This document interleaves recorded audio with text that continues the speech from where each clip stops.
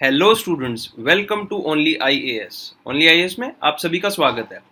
देखो, ये एक स्पेशल लेक्चर बना रहे हैं हम लोग, जिसमें आपको Jainism, Buddhism, Indian philosophical schools हैं, अलग अलग 6 स्कूल्स जो दिए हुए हैं वो, भक्ति मूवमेंट और सूफिज्म पढ़ाया जाएगा। तो इस लेक्चर को हम 5 पार्ट में करेंगे। पहले पार्ट के अंदर जैनिज्म को समझेंगे, दूसरे पार्ट के अंदर बुद्धिज्म को समझेंगे, अगले पार्ट के अंदर इंडियन फिलोसफिकल स्कूल्स को समझेंगे, और फिर भक्ति मूवमेंट और सूफी मूवमेंट। तो 5 पार्ट में इसको करेंगे अपन। और ये देखो, इनके कॉन्सेप्ट्स एक दूसरे से लिंक करते हैं, तो कोशिश करना इनको कंटिन्यूएशन में हम देखें। लेकिन किस पॉइंट ऑफ व्यू से, मतलब ये सभी महापुरुषों के बारे में पढ़ेंगे, लेकिन किस पॉइंट ऑफ व्यू से पढ़ेंगे हम, उसको देखना बहुत इंपॉर्टेंट है। क्या, पहले बता देता हूं मैं आपको। देखो, जनरल स्टडीज वाला जो पोर्शन होता है प्रीलिम्स के अंदर, उसके अंदर इन टॉपिक्स से काफी मल्टीपल चॉइस क्वेश्चंस पूछे जाते हैं, तो हमारी उसकी तैयारी अच्छी हो जाए इस पॉइंट ऑफ व्यू से। दूसरा, एथिक्स का पेपर आता है जनरल स्टडीज पेपर 4 में। तो देखो, उसके अंदर जीएस पेपर 4 के अंदर इनकुलकेशन ऑफ वैल्यूज, किसी भी फिलोसफर से, किसी भी स्कूल ऑफ थॉट से, या फिर किसी भी रिलीजन से हम कैसे वैल्यूज निकाल सकते हैं, कैसे वैल्यूज सीख सकते हैं, उसको एडमिनिस्ट्रेशन में कैसे यूटिलाइज कर सकते हैं, उनके एग्जाम्पल और उनके तरीके सीखने को मिलेंगे कि जिस तरीके से हम, जिसका यूज करके पॉसिबली जनरल स्टडीज पेपर 4 में केस स्टडीज को अटेम्प्ट कर पाए और साथ में उसके क्वेश्चंस को अटेम्प्ट कर पाए। Variety and richness of example आएगी इससे अपनी।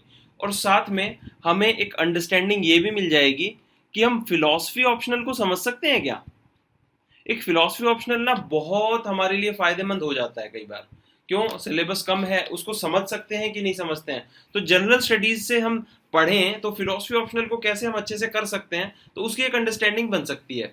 तो जिस जिस स्टूडेंट को लगे कि वो फिलॉसफी को किस तरह से समझ सकता है, तो इन स्कूल्स के द्वारा इनकी अंडरस्टैंडिंग से समझ सकता है कि हाँ, मैं इस सब्जेक्ट में अपने आप को एक्सेल करता हूँ। तो इन सब सारी बातों को ध्यान में रखते हुए ये लेक्चर हम चलाएंगे। बहुत बढ़िया। अच्छा, दूसरी बात, ये लेक्चर अपना होने वाला है लंबा, लंबा चौड़ा लेक्चर होने वाला है। तो पानी वानी पी के बैठना है सबको, पानी पी के बैठना है, शांति से बैठना है, और बीच बीच में ब्रेक लेते रहना है। लेकिन इस लेक्चर को आपको देखना पड़ेगा पूरा, अगर अच्छी अंडरस्टैंडिंग चाहते हो, क्लैरिटी ऑफ थॉट्स चाहते हो, और इंटरेस्टिंग वे में चीजों को समझना चाहते हो कि जो कि हमें एग्जाम में भी फायदा करें और लाइफ में भी फायदा करें। पढ़ाई का मतलब तो यही है ना कि पढ़ाई, लाइफ और एग्जाम दोनों में हमें एक्सेल करना सिखाए। तो बस इस लेक्चर को पूरा देखना। तभी बोलते हैं ज्ञान विज्ञान विमुक्त है। यूजीसी की हमारी टैगलाइन भी है, ज्ञान जो है हमें विमुक्ति की तरफ, लिबरेशन की तरफ लेके जाता है। तो बस अपना लिबरेशन अब स्टार्ट होने वाला है, स्टार्ट करते हैं। क्या, बुद्धा जी हैं, महावीर स्वामी, गुरु नानक देव जी हैं, भक्ति मूवमेंट है, सूफी सेंट्स हैं, है ना, अलग अलग फिलोसफी हैं। बहुत बढ़िया। अब देखते हैं इंडियन स्कूल ऑफ फिलोसफी होते क्या हैं और इनकी जरूरत क्या पड़ी। देखो, एक चीज को समझ लेना आप, ये फिलॉसफी, रिलीजन, इसका महत्व कहाँ से आया। देखो, हर एक इंसान की फिजियोलॉजिकल नीड होती हैं, शारीरिक आवश्यकताएं हैं, खाना पीना पड़ता है उसको। एक उसकी मेंटल नीड्स होती हैं, मेंटल नीड्स के बारे में स्पिरिचुअल नीड्स भी होती हैं, है ना। उसके अंदर रिलीजियस ट्रेट्स भी होते हैं। स्पिरिचुअल नीड्स कैसे, मनुष्य के जीवन का क्या लक्ष्य है, कहाँ से आए थे, कहाँ को जाएंगे, इस तरह की चीजें हमारे मतलब मन में मेटाफिजिकल चीजें बहुत चलती रहती हैं। तो इन सब चीजों को फुलफिल करने के लिए ये फिलॉसफी आई है हमारे सामने, जिसको बोला गया दर्शन। चीजों को हम कैसे परसीव करें, है ना, the way we see the things, जिससे कि हम समझ पाए लाइफ के हर एंगल को, है ना। कई बार हम परेशान होते हैं लाइफ को लेके, कई बार बियॉन्ड आवर थॉट प्रोसेस, है ना, चीजें चली जाती हैं। एक तो होता है साइंटिफिक टेम्परामेंट, और एक होता है बियॉन्ड दैट थिंग, है ना, सुपर नेचुरल थिंग। तो वो सुपर नेचुरल जो होल है हमारी लाइफ का, उसको फिलफिल करने के लिए फिलोसफिकल सिस्टम्स आए टाइम टू टाइम। रिलीजियस गुरु आते हैं, है ना, spiritual traitors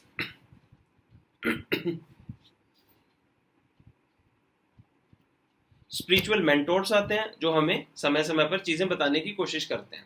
okay, Indian school जो है फिलोसफी की, उसमें समझने की कोशिश करते हैं। दो तरह के स्कूल्स यहाँ पे, हमारे यहाँ पे, एक तो ऑर्थोडॉक्सी और एक हेट्रोडॉक्स। क्या होती हैं?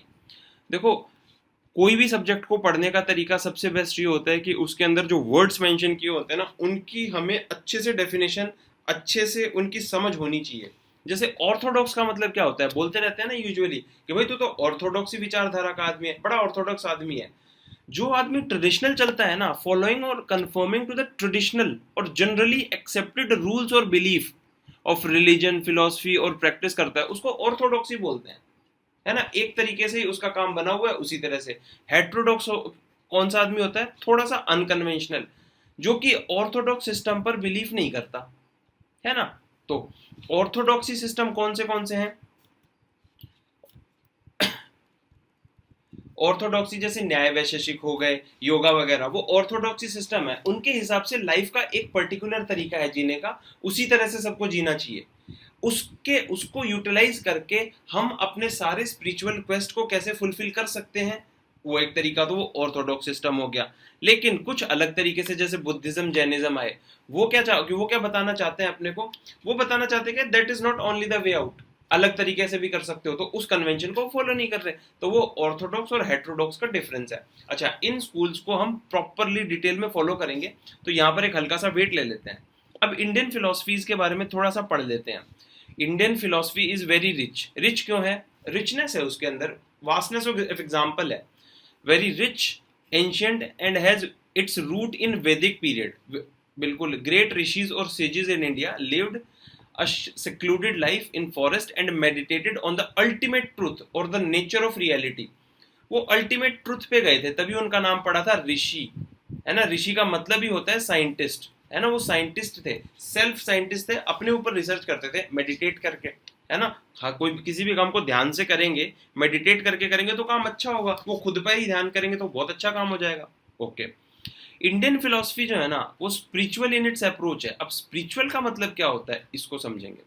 The Indian philosophy take a comprehensive view of life and the universe. मतलब ये लाइफ का कॉम्प्रिहेंसिव व्यू और यूनिवर्स को सबको साथ में लेके चलती है। For an Indian philosopher, philosophy is not merely an intellectual pursuit but a way of life too, जीवन जीने का तरीका।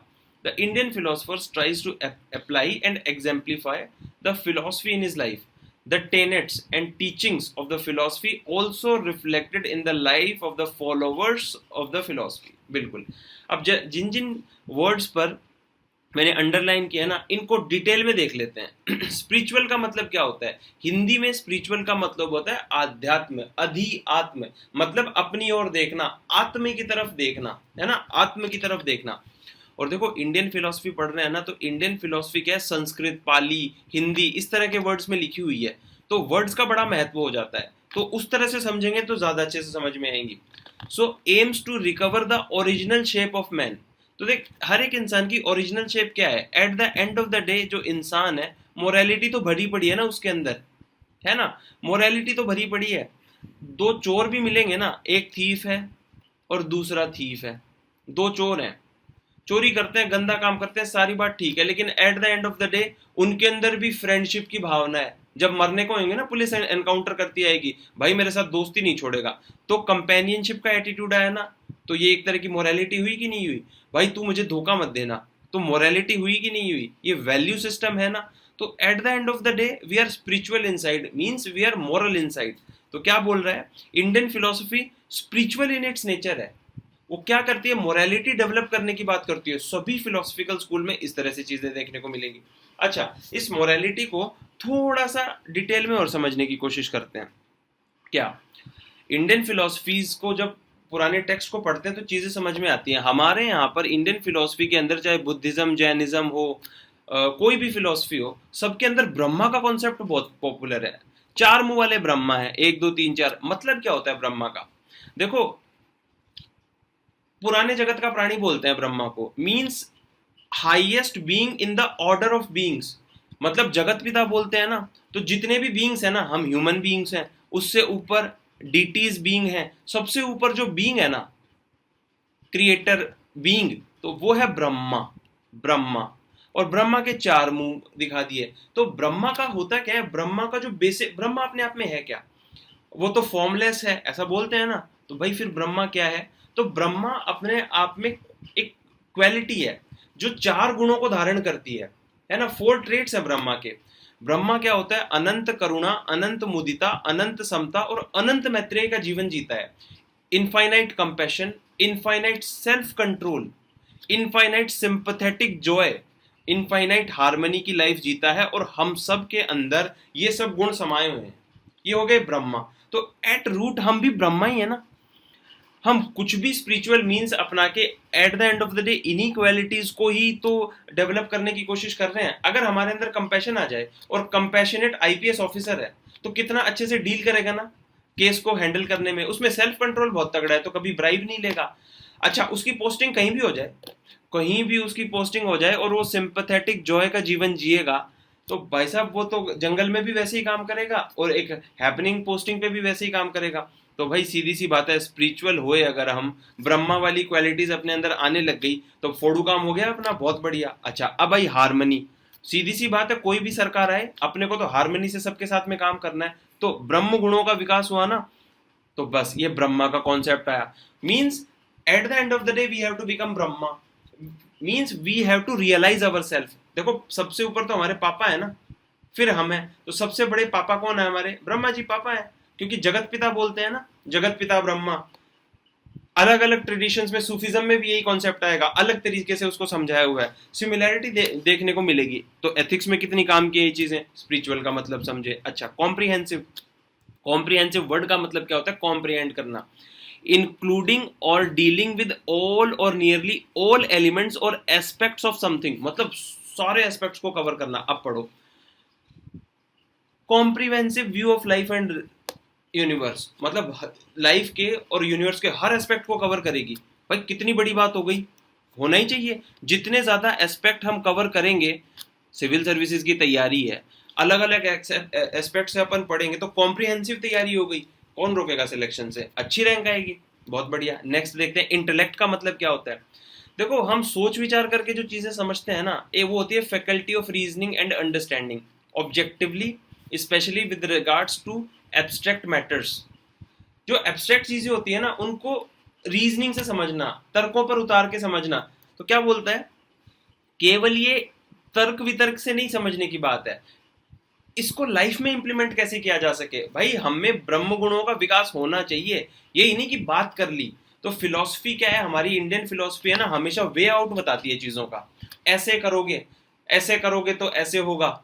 जैसे बुद्धा का नोबल 8 फोल्ड पाथ है ना, गीता के अंदर जो वेदांता फिलॉसफी है उसके अंदर रास्ते बताए हुए हैं। तो सब में इंटीग्रल योगा अरबिंदो ने दिया था, तो उन्होंने सबने क्या रास्ते बताए हैं चीजों के।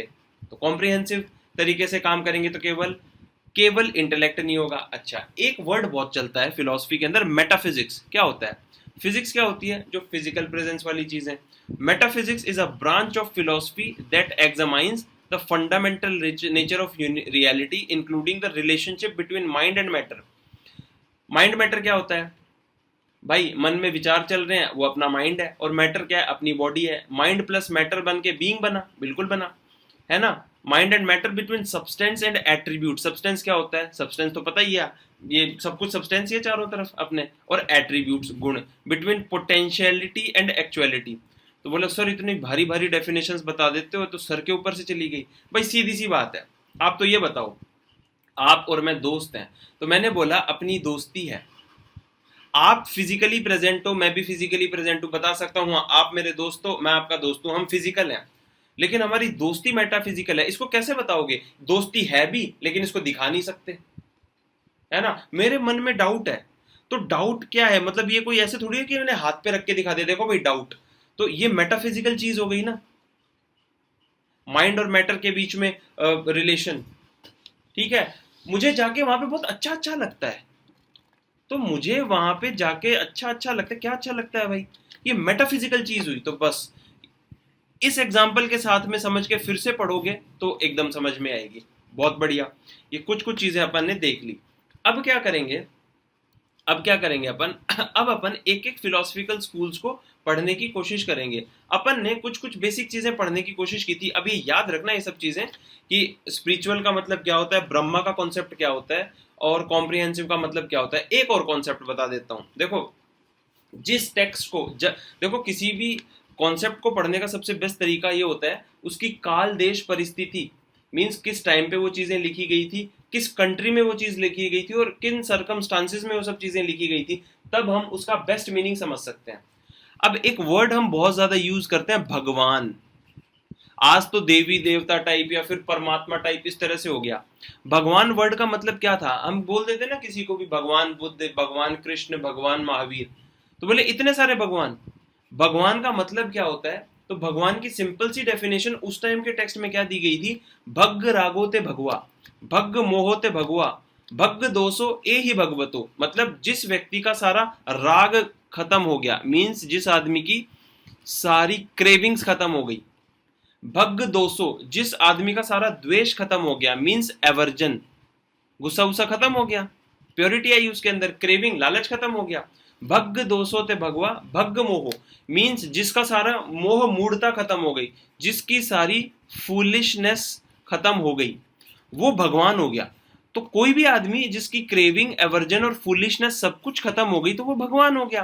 तो वो इंसान हो गया प्योरेस्ट ऑफ प्योर, तो भगवान हो गया। तो भाई तुम भी भगवान बन सकते हो, मैं भी भगवान बन सकता हूं। क्या बनना है, प्योरेस्ट ऑफ प्योर। कैसे बनना है, ये ट्रेट्स लेके आनी है, स्पिरिचुअल ट्रेट्स, मतलब मोरालिटी अपने अंदर। मोरालिटी कैसे लाएंगे, वो रास्ते अब बताए जाएंगे आपको सारे। तो देखो अब है ना, सब हर आदमी को रास्ता बताया जाए कि भगवान कैसे बनना है। तो भगवान बनने का क्रश कोर्स अब स्टार्ट होने वाला है, बिल्कुल। चलो स्टार्ट करते हैं। सबसे पहले पढ़ते हैं जैनिज्म।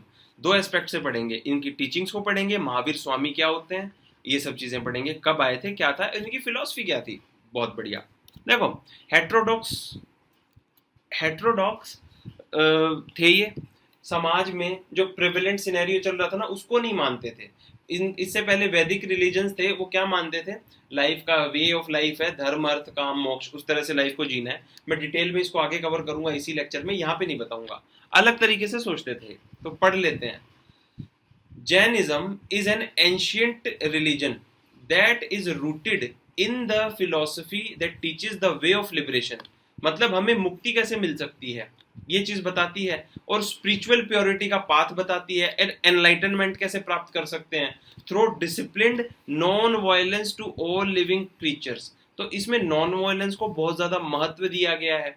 लिबरेशन का मतलब क्या है, हम लिबरेट हो गए, हमें लिबर्टी हो गई, हमें आजादी मिल गई। किससे आजादी मिल गई, हर प्रकार के बंधन से आजादी मिल गई। बंधन किसका है भाई, बंधन हमारे अपने आप का ही है, हमारी थॉट्स, बिलीफ, हर चीज का हमें बंधन ही है। देखो तुम जो करना चाहो वो कर पाओ, तुम्हारे अंदर अपना कॉम्पिटेंस आ पाए, मीन्स तुम उतने उतने लिबरेटेड हो गए, तुम हर चीज से ही लिबरेट हो गए, कहीं बंधे ही हुए नहीं, तो प्योरेस्ट ऑफ प्योर हो गए। तो वो लिबरेशन चाहते हैं सब।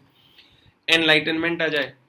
एनलाइटनमेंट किसको बोलते हैं, एनलाइटनमेंट को थोड़ा सा और समझाऊं तो इसको ये नहीं बोला जा सकता, clarity of thoughts. Clarity of thoughts,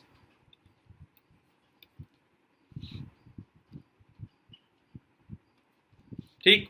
ultimate clarity of thoughts, ultimate enlightenment means you arrive at conclusions and determinations about life through spiritual reasons, है ना। तो मतलब मेरे फंडे क्लियर है लाइफ के, अल्टीमेटली लाइफ के जिसके फंडे क्लियर हो जाते हैं ना, एनलाइटेंड पर्सन है। क्या सही क्या गलत उसको समझ में आ गई, नथिंग स्टेज फॉर एवर, ये सब चीजें जिसको समझ में आ जाती हैं वो एनलाइटेंड पर्सन है। बस ये एनलाइटनमेंट ही सब चाहते हैं, है ना, मन में झिझक नहीं रहे। आगे बढ़ते हैं। फिलॉसफी किसको बोलते हैं, देखो फिलॉसफी वर्ड को समझना भी बहुत जरूरी है। हिंदी में बोलते हैं दर्शन। दर्शन का मतलब होता है देखना, टू सी द थिंग्स। और भी इसके मतलब होते हैं अनुभव करना, है ना, फील करना चीजों को। The study of fundamental nature of knowledge, reality, existing specially when considered as an academic discipline. उस तरह से हम चीजों को देखा, अनुभव किया, समझा, तो वो फिलॉसफी कहलाई। बस यही सब करते हैं इन सब फिलॉसफीज में। आगे बढ़ते हैं। जैनिज्म का ओरिजिन कैसे, तो देखो एक साइकिल होता है जैनिज्म के हिसाब से, एक साइकिल है, उसमें 24 तीर्थंकर आएंगे, है ना, तीर्थंकर आएंगे जो कि हमें रिलीजन या मतलब धर्म का प्रचार करने के लिए, धर्म को प्रोपोगेट करने आएंगे, ठीक है। तो इस सीरीज में 23rd तीर्थंकर आए थे जिनका नाम था पार्श्वनाथ, और 24th मतलब इस साइकिल के जो 24वें तीर्थंकर है वो थे लॉर्ड महावीरा। तो इसका ऐसे प्रोमिनेंस हुआ, बहुत बढ़िया। 24 टीचर्स हैं तीर्थंकर पीपल जो कि attain all knowledge while living and preach is the people, मतलब उन्होंने खुद मोक्ष की प्राप्ति की और रास्ता उन्होंने भी बताया। जो पहले तीर्थंकर हैं उनको बोलते हैं ऋषभनाथ या फिर ऋषभ देव, और कई कई टेक्स्ट के अंदर ऋषभ देव को शिवजी, जो आदि मानव जिनको बोलते हैं ना शिव जी, उनसे भी कंपेयर किया जाता है अलग अलग टेक्स्ट में। बहुत बढ़िया। अच्छा, ये जो वर्ड होता है ना जैन, अक्षत जैन, अंकित जैन, तो जैन या फिर जिना का मतलब होता है कनक्यूरर, जिसने कनक्यूर कर लिया किसको, अपने आप को। अपने आप को कनक्यूर करने का मतलब क्या है, अपने बिहेवियर, अपने थॉट्स को, अपने को प्योरीफाई कर लिया, है ना, तो अपने आप को जीत लिया, तो जिना कहलाया। बहुत बढ़िया। अच्छा, एक और वर्ड चलता है जैनिज्म के अंदर, अरिहंत, है ना, बोलते हैं ना, एक चैनल भी आता है जिस पर जैन मुनियों के हमेशा संगोष्ठियां चलती रहती हैं। अरिहंत का मतलब क्या होता है, देखो, अरि का तो मतलब होता है, अरि वर्ड का मतलब होता है शत्रु या फिर एनिमी, और हंत का मतलब होता है हत्या करना। अरिहंत, हनन करना, जिसने अपने शत्रुओं की हत्या कर दी वो अरिहंत हो गया।